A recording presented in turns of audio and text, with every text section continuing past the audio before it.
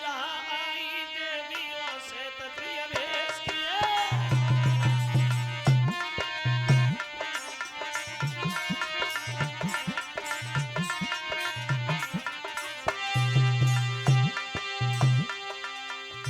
राम की बधाई आनंद लागली धूबी धूबी, आनंद लागली धूबी धूबी, गुरुवर तालियां बजान लगे। बूढ़े ब्रह्मा को सूझी पड़ी तो वे खड़े ही हाथ मटकार लगे।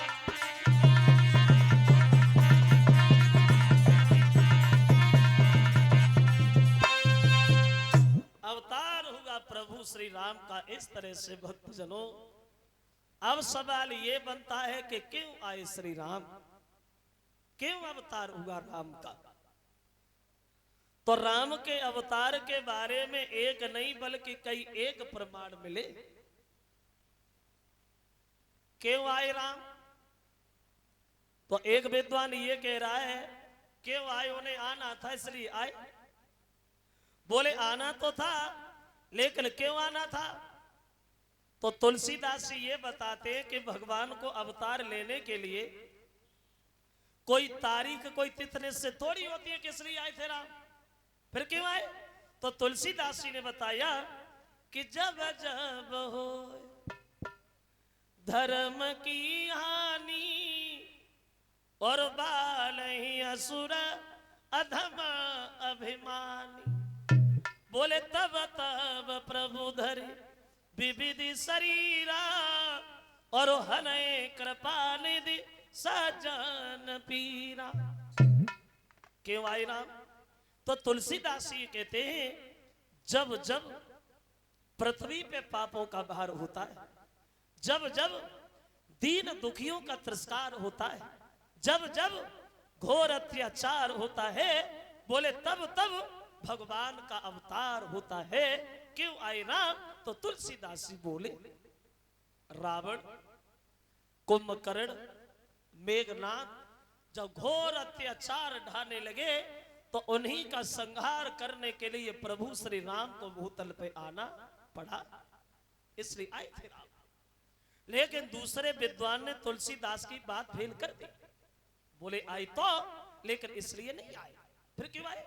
तो उसने अपनी बुद्धि से प्रमाण दिया। उसने ये कहा ब्रह्मा जी के जो पुत्र थे स्वामिमनु, इन स्वामिमनु ने अपनी पत्नी शतरूपा के साथ में भगवान नारायण की 6000 साल लगातार तपस्या की। तो भगवान इनसे प्रसन्न हुए, बोले वरदान मांगो, हम तुम्हारी भक्ति पे बड़ा प्रसन्न है। तो दोनों बोले प्रभु वरदान में और हम कुछ नहीं चाहते, सिर्फ इतना चाहते हैं हमारे घर में तुम्हारे जैसा पुत्र पैदा हो, हम तुम्हारे जैसा पुत्र चाहते हैं, बस और कुछ नहीं। तो भगवान बोले भैया हम अपने जैसा कहां ढूंढने जाएं, एक काम करो कुछ समय का इंतजार करो, जब युग त्रेता में जब तुम दशरथ और कौशल्या बनोगे तब हम तुम्हारे पुत्र राम बन के आएंगे, इसलिए आए थे राम। लेकिन तीसरे विद्वान ने इनकी भी बात फेल कर दी। बोले आए तो मगर इसलिए नहीं आए, फिर क्यों आए। तो ला एक प्रमाण और हम आपको जल्दी में दे, क्यों आए राम। एक बार शंकर जी अपनी पत्नी गिरिजा को कथा सुना रहे थे कैलाश पर्वत में। तो कथा सुनाते समय बोले सुनो गिरिजा, एक कल्प में भगवान का अवतार क्यों हुआ। बोली क्यों हुआ, तब बोले सुनो गिरिजा क्यों आए थे राम। तब भोले बाबा बोले गिरिजा कि नारद साप दीन एक बारा, कल्प एक कहीं लगी अवतार।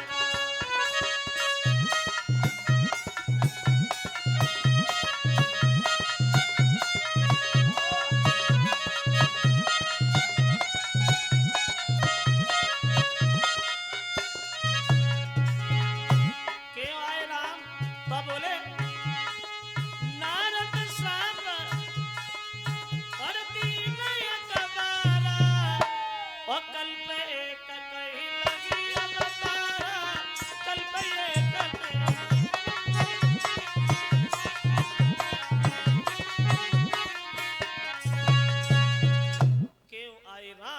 तो कहते हैं भोले बाबा गिरजा सुनो, एक कल्प में भगवान का अवतार इसलिए हुआ क्योंकि नारद ने भगवान को श्राप दिया कि नारद श्राप दीन एक बारा और कल्प एक कहीं लगी अवतारा। तो गिरजा चकित भई सुनि बानी और नारद विष्णु भगत पुण्य ज्ञानी। गिरजा ने सुना कि नारद ने श्राप दिया तो आश्चर्य में पड़ेगी। गिरजा कहने लगी प्रभु ये तो आप बिल्कुल झूठ कह रहे हो, गलत कह रहे हो, क्योंकि नारद श्राप कैसे दे पाएंगे? क्योंकि नारद भगवान के पुजारी हैं, सेवक हैं, और सेवक अपने स्वामी से कभी नाराज नहीं होता। तो आपने ये क्यों कह दिया कि नारद ने भगवान को श्राप दिया? मैं नहीं मानूंगी। शंकर जी बोले गिरजा मानना तो पड़ेगा।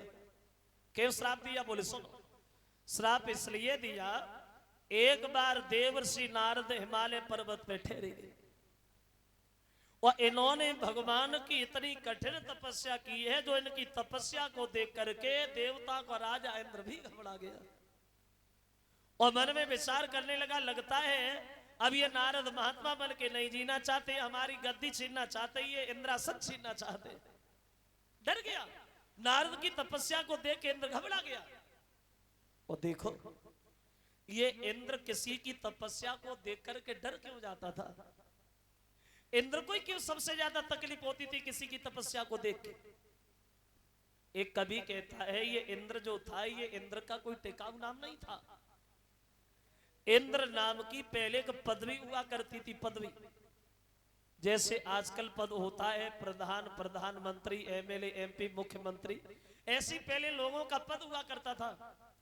पहले ये वोट नहीं पड़ते थे जैसे आजकल वोट पड़ते। पहले जो तपस्या में सफल हो जाता था वह देवताओं का राजा इंद्र बन जाता था। ये वोट नहीं पड़ते थे पहले। और जब कुर्सी की याद से खींचातानी ना रही है, बहुत दिन पहले से रही है। जब कुर्सी जितनी बैठे हुए में ना टूट रही होती, जब खींचातानी में टूट रही है। वो अपनी तरफ खींच रहा, वो अपनी तरफ खींच रहा, कैसे निकले सीट निकले। देखा होगा आप लोगों ने,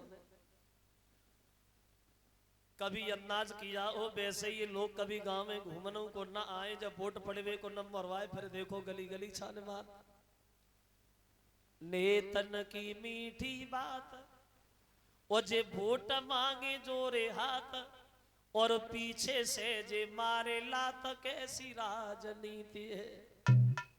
जे दबे को दबात जात और उठे को उठात जात और भूल गए अब तात मात, कैसी ये कुरीति है। और कहते हैं हजार बात और पूरी होए ना एक बात, और भाषण में न खावे मात, कैसी ये अनरीति है। सुने होंगे भाषण आज के राजाओं के, और आज के राजाओं ने सबने एक ही बात सीख ली है, चाहे कोई भी सही, किसी भी पार्टी का सही, माइक पे खड़े होके अपने मुंह से अपनी बड़ाई करना, उसके अलावा कोई कुछ जानता ही नहीं। माइक पे खड़े हो गए